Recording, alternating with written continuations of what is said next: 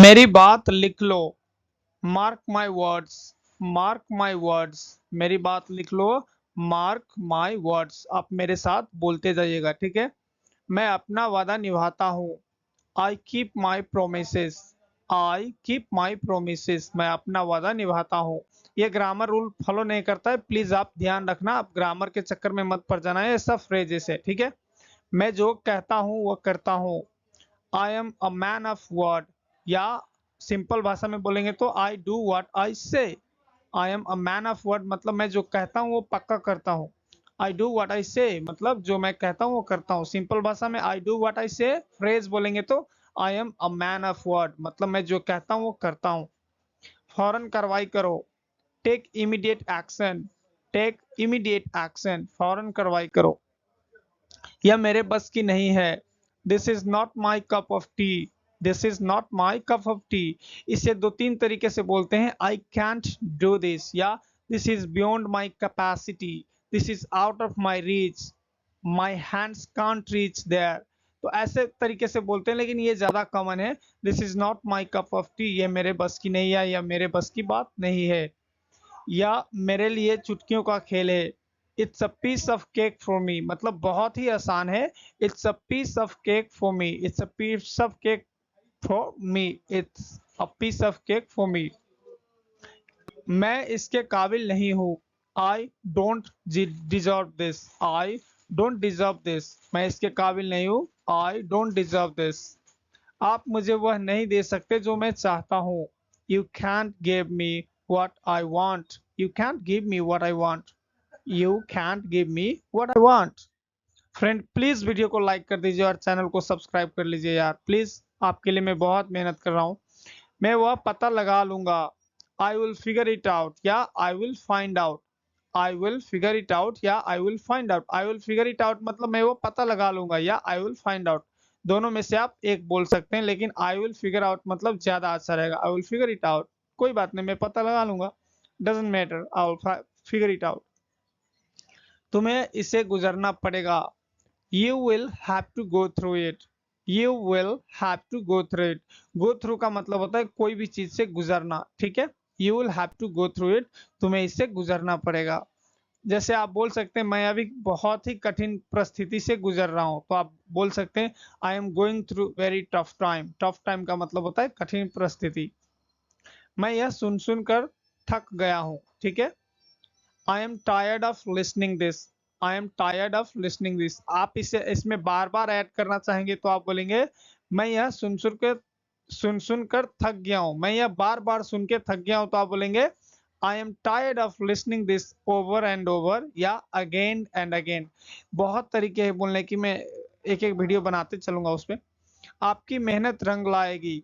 Your hard work will pay of. Your hard work will pay of. पे of का मतलब होता है कोई भी चीज रंग लाना, उससे फायदा होना, ठीक है। योर हार्ड वर्क मतलब आपकी मेहनत, विल पे ऑफ रंग लाएगी। आपने मेरे मन की बात कह दी। You spoke my mind. You spoke my mind. अगर आपको बोलना है कि आपने मेरे दिल की बात कह दी तो यू स्पोक माई हार्ट, ठीक है। You spoke my heart. जैसे तैसे करके मैंने वह कर लिया। Somehow I did it. किसी भी तरह या जैसे भी तैसे करके मैंने कर लिया तो आप बोलेंगे somehow I did it. Somehow का मतलब होता है किसी भी तरह, जैसे तैसे करके, ठीक है। आई डिड इट मतलब मैंने कर लिया। आपके बात करने का तरीका मुझे अच्छा लगता है। I love the way you talk. I love the way you talk, इसका सीधा मतलब है कि जिस तरह से आप बात करते हैं मुझे बहुत अच्छा लगता है, ठीक है। I love the way you talk. I love मतलब मुझे अच्छा लगता है, द वे यू टॉक जिस तरीके से आप बात करते हैं। आपकी आंखें कुछ इशारा कर रही है। Your eyes are indicating something. Your eyes are indicating something. अगर आपको कहना कि आपकी आंखें कुछ बता रहे हैं तो भी आप यही इस्तेमाल करेंगे, your eyes are indicating something. या your eyes are saying something भी बोल सकते हैं। सेइंग समथिंग मतलब आपकी आंखें कुछ कह रहे हैं। आप एक सेंटेंस बना सकते हैं, आप खामोश है मगर आपकी आंखें कुछ कह रहे हैं। You are silent but your eyes are saying something या इंडिकेटिंग समथिंग, ठीक है। नेक्स्ट सेंटेंस है कुछ तो गड़बड़ है। समथिंग इज रॉन्ग या समथिंग इज मिसिंग।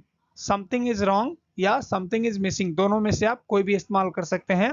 कुछ तो गड़बड़ है, something is wrong, something is missing.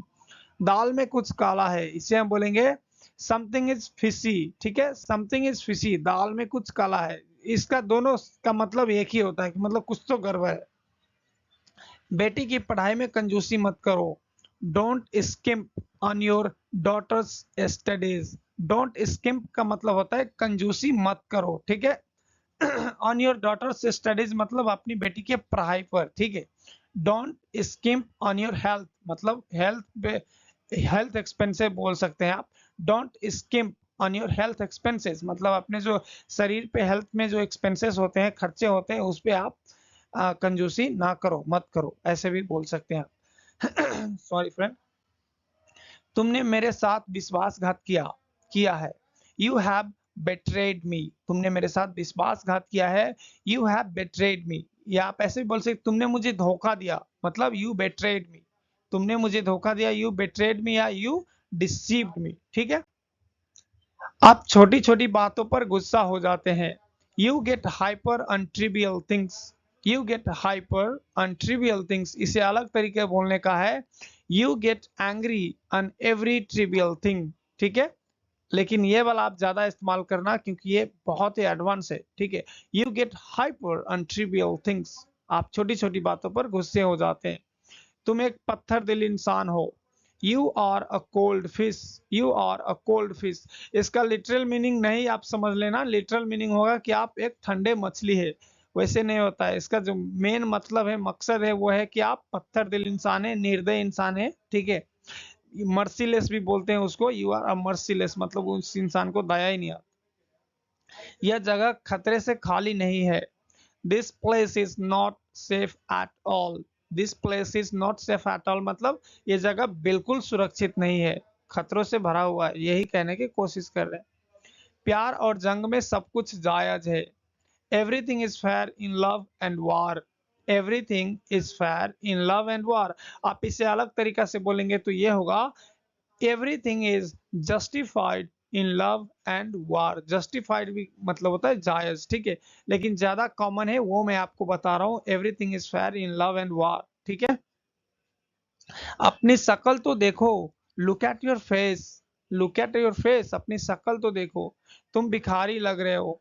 You look like a beggar. You look like a beggar, look at your face. आप इसे एक सेंटेंस के रूप में ले सकते हैं, अपनी शक्ल तो देखो, तुम भिखारी लग रहे हो।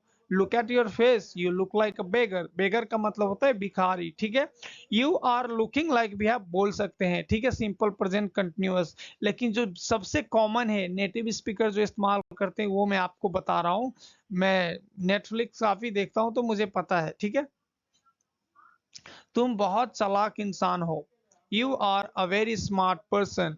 You are a very smart person, तुम बहुत चालाक इंसान हो। आप इसे, इसका सिनोनिम्स तो बहुत है स्मार्ट का। ठीक है, क्लेवर, कनिंग, इंटेलिजेंट, स्मार्ट, और बहुत सारे हैं जो अभी मेरे 4-5 दिमाग में आ रहे हैं, तो मैं आपको बता दिया।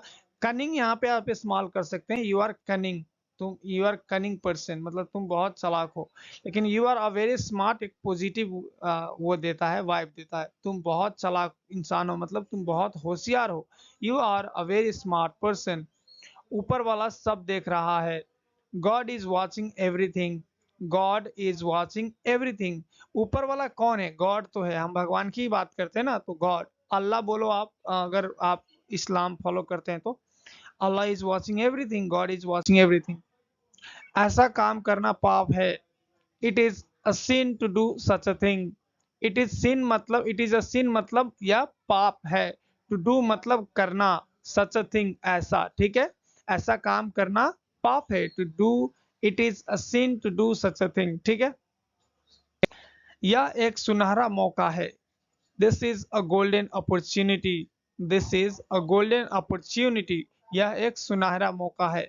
आई डोंट वांट मिस इट मतलब मैं ऐसे गंवाना नहीं चाहता, तो आप बोलेंगे I don't want miss it, यह एक सुनहरा मौका है मतलब this is a golden opportunity, I don't want miss it. Okay, इस तरीके से आप इस्तेमाल कर सकते हैं। ज्यादा लालच करना अच्छी बात नहीं है। Too much greed is not a good thing. Too much greed is not a good thing. Too much greed का मतलब बहुत ही ज्यादा लालच। Is not a good thing अच्छी बात नहीं है। यही कह रहे हैं कि ज्यादा लालच करना अच्छी बात नहीं है। वह लाखों दिलों में रहता है। He lives in millions hearts. He lives in millions heart. He lives मतलब वो रहता है। In millions hearts मतलब लाखों दिलों में। आपको यहाँ पे मिलियंस है तो आपको ग्रामेटिकली इनकरेक्ट लगेगा, लेकिन ये ग्रामर फॉलो ही नहीं करते। ठीक है, फ्रेज कभी ग्रामर फॉलो नहीं करते। जो उनको राइमिंग में अच्छा लगता है वही बना देते हैं।